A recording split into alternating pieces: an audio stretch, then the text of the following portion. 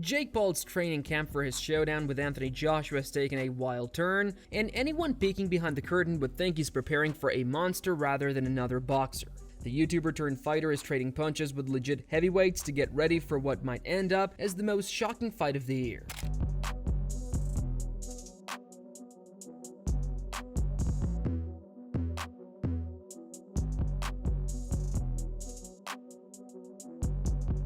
As the December 19th event inches closer, Paul seems determined to make sure no one can say he didn't take the challenge seriously. His team packed the gym with some of the biggest and most punishing heavyweights active today, and watching him move around with them makes it clear that he's trying to replicate every bit of danger that Joshua would bring. One of those sparring partners is Jared Anderson, a young American powerhouse with a nearly spotless record and a reputation for hurting people in the ring. Anderson has his own huge opportunities ahead, including a possible final IBF eliminator that could push him toward a showdown with Oleksandr Usyk. Yet even with major career stakes, he still made time to step into Paul's camp and give him heavyweight level heat.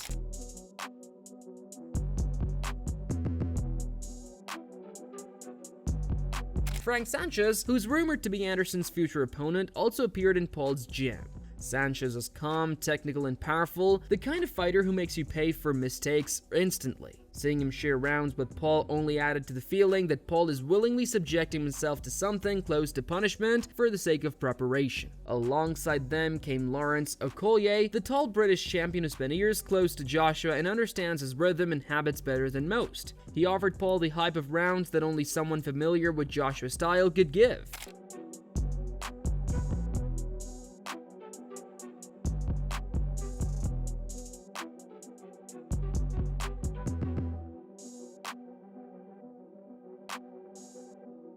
The combination of these three, Anderson, Sanchez, and Okoye, brings almost 50 knockouts worth of experience into the gym with Paul. That's not normal for someone with Paul's resume, but it shows the seriousness surrounding this matchup. Joshua isn't Chavez Jr., he isn't a retired MMA fighter, he isn't a smaller man fighting above his weight. Joshua is a full-blown heavyweight, Olympic gold medalist, former world champion, and someone who's knocked out the absolute best of his era. Paul is stepping up from cruiserweight and diving into danger headfirst, and maybe the only way to survive it is to get battered in private before being battered in public. Fans who saw the footage of the sparring didn't hide their reactions. Some pointed at the size difference and shook their heads, others focused on Paul's expression, convinced that he was being pushed to the edge with every round. But even they had to admit something real. Paul's camp is stacked with serious talent, and he's clearly not cutting corners.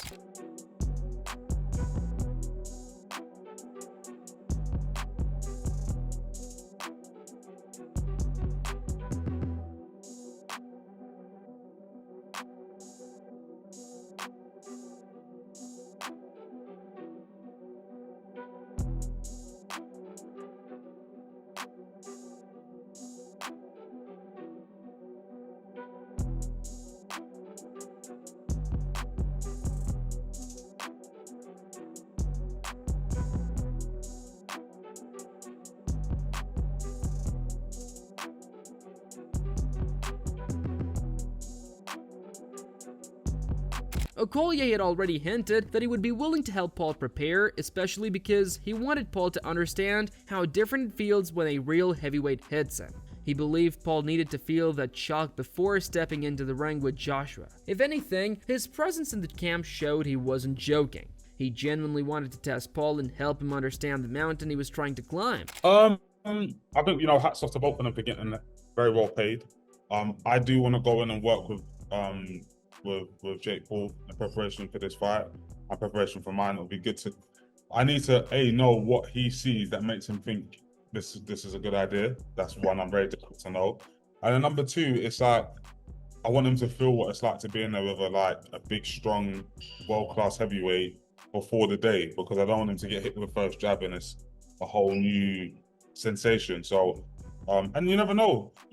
I think there's some game plans that he could cause a bit of trouble. Do you know what I mean? But there's three I see.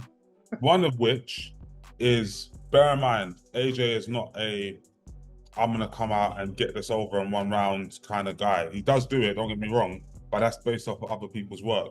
So when you see AJ versus Ngannou, Ngannou and him were having a fight before AJ started landing the great right hands off of Ngannou going southpaw. I don't think AJ's first instinct is to go in and go double jump, uppercut, left hook to the foot, and rip into people. He likes to box. He's a natural boxer. So I think he's gonna be just going through stuff. He hasn't been in the ring for over a year. He's gonna be, popping jabs, slipping, showing a bit of skill. I think if you're Jake, you do that with him, right? You do that with him, and then when you throw your hard shot, you do it once, you get one chance. You do it once in the fight. Yeah. You do absolutely everything you have, and you hope that something happens. Because if nothing happens, it's a hard night for you, I'll be honest with you. But if you land it and get a moment, anything can happen. Meanwhile, on the other side of the upcoming storm, Joshua is making changes too. Despite years of training with some of the best coaches in the world, he has switched trainers yet again. After stints with Robert McCracken, Robert Garcia, Derek James, and Ben Davison, he's now been working with members of Oleksandr Usyk's team. They're known for their precision, stamina drills, and no-nonsense approach, and Joshua has been grinding with them in Spain, far away from London and its distractions. His upcoming fight with Paul won't feature Davison in the corner. Instead, someone Joshua referred to as Igor, a figure tied to Usyk's training circle, will handle the head coaching role. Joshua has been out of the ring since the tough loss to Daniel Dubois, a night where he hit the canvas 4 times and left with an injury that needed surgery. With 15 months of rest behind him, he's itching to reestablish himself, and circling Paul as the first step seems both strategic and strange. Paul for him is supposed to be a warm-up or a tune-up, a chance to hit the ground running as he aims to fight again in February and move toward a major showdown, possibly even pulling Tyson Fury out of retirement. Jake, what do you make of these changes? This is some breaking news. No, I mean, it's great. I mean, obviously, he's training with the best in the world. He is one of the best heavyweights in the world. We expect nothing less. It's great. And I want the best version of Anthony Joshua on December 19th, and it's going to be the best version of Jake Paul that you've seen, and we'll see who's better. Even with that context, Joshua avoids treating Paul as a joke. He sees Paul as someone who trains hard, hires great coaches, and genuinely wants to improve. Joshua has been around long enough to know focus when he sees it, and he understands that the moment you underestimate a motivated opponent, bad things can happen. Still, his confidence is unmistakable. He talks like a man convinced he can dismantle Paul, overwhelm him, and show him the difference between wanting to be a heavyweight and being one. The way he describes his mindset makes it clear he wants to impose his size, his power, and his experience from the opening bell. What's the one best thing that you pride Jake Paul of having that maybe you haven't seen in other competition you faced so far? From a physical aspect, I couldn't even mention it at the minute.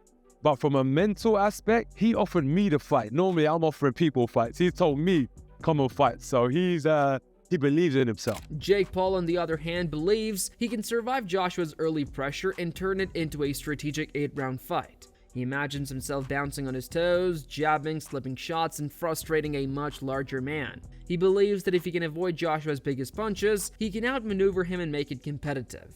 He sees the fight as not just a death sentence, but as a tactical challenge. Difficult, but not impossible. And if he goes out there and loses 8 rounds in a row, that's a win for Jake Paul. I've been hit hard. I've been basically knocked out. And I remember after not remembering my phone number, that was for a couple hours. But people deal with bad knockouts. I'm curious though, has he sparred anyone like this? I'm fighting this guy. I've sparred guys just his size, just his speed, just his explosive. You've never sparred anyone like that. So you don't know what to expect. Even when you block a punch, you don't know how hard that thud is. While Paul convinces himself of that vision, former champions and experts have their own opinions. Andy Ruiz Jr., one of the few men who actually knocked Joshua out, kept things simple when giving Paul advice. He believed the right hand was the key. Ruiz himself shook up the boxing world in 2019 when he dropped Joshua multiple times with short, fast, unexpected shots. He thinks Paul's best chance is to target the same vulnerability. Ruiz has followed Paul's career enough to respect his dedication, and although he understands the physical mismatch, he admires the effort Paul puts into training.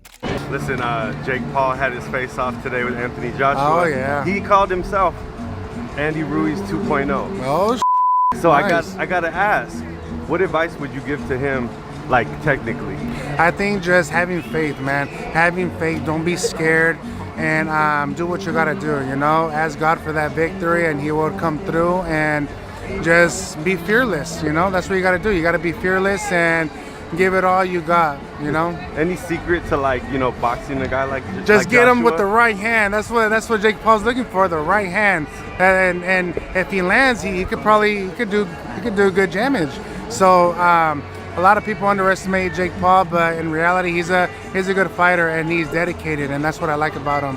You get on the phone with Jake before the fight? I haven't, but I'm gonna hit him up. And try to give him some little pointers, huh? That's what's up. Then there's Dana White, who strips away all technical analysis and focuses on spectacle. In his eyes, people aren't tuning in because they expect a chess match. They're watching because they've been waiting for the moment Paul faces someone young, strong, and deadly instead of opponents past their prime. White sees Joshua as the first fighter who can truly test Paul at full force. And to him, that test is exactly what makes the fight interesting. See the fight that's reportedly being worked on for December 19th in Miami. Did I see the fight being worked on December 19th in Miami? Yeah. No. Do you know which fight I'm talking about? No. Fair enough. Oh, Jesus. That's a bad idea. That's a bad idea. But let me tell you what. A lot of people will watch that one. Will you watch it? Sure. You know what everybody's tuning in for on that one. I think everybody's going to get what they've finally been waiting for.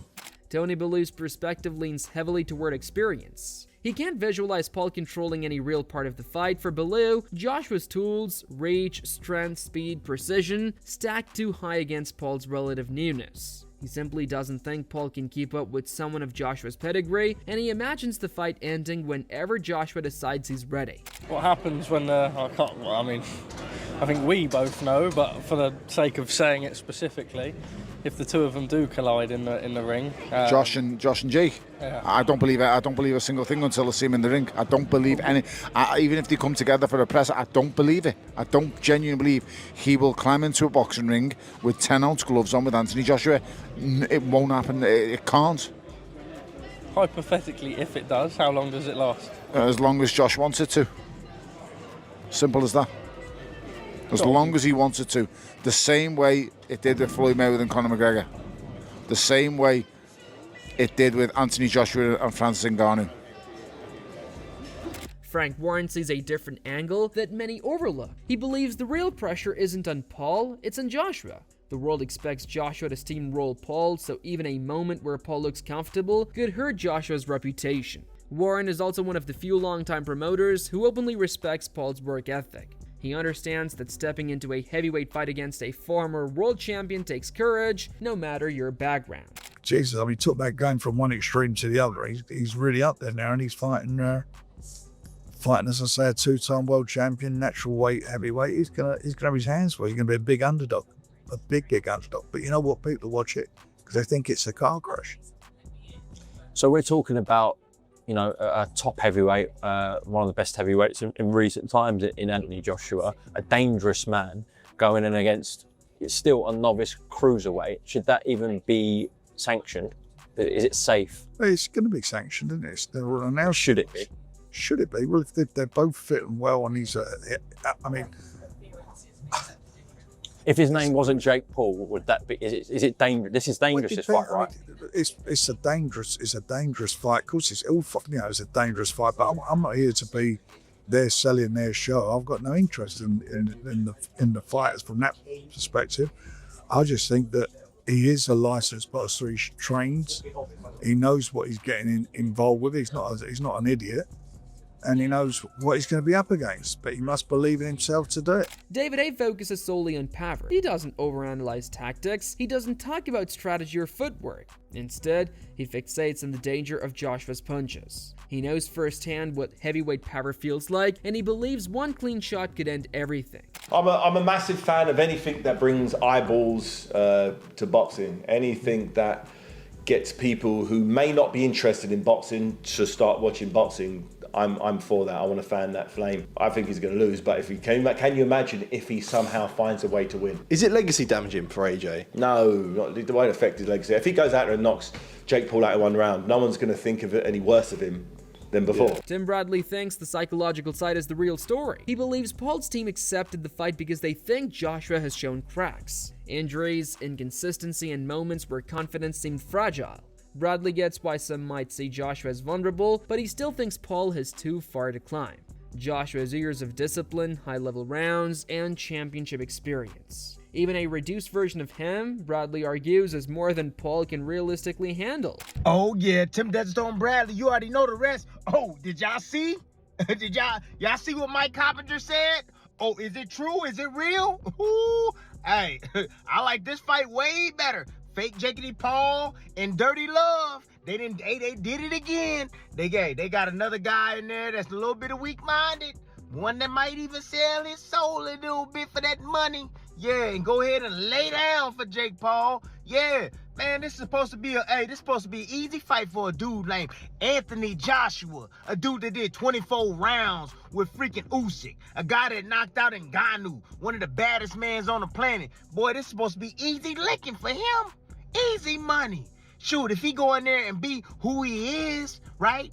An experienced Olympic gold medalist, an experienced fighter that he is, bigger than Jake Paul, stronger than Jake Paul, got more skill than Jake Paul, he's supposed to serve Jake Paul. But if he don't go in there and serve Jake Paul, then you know what it is, guys. Yeah, our question's gonna be answered.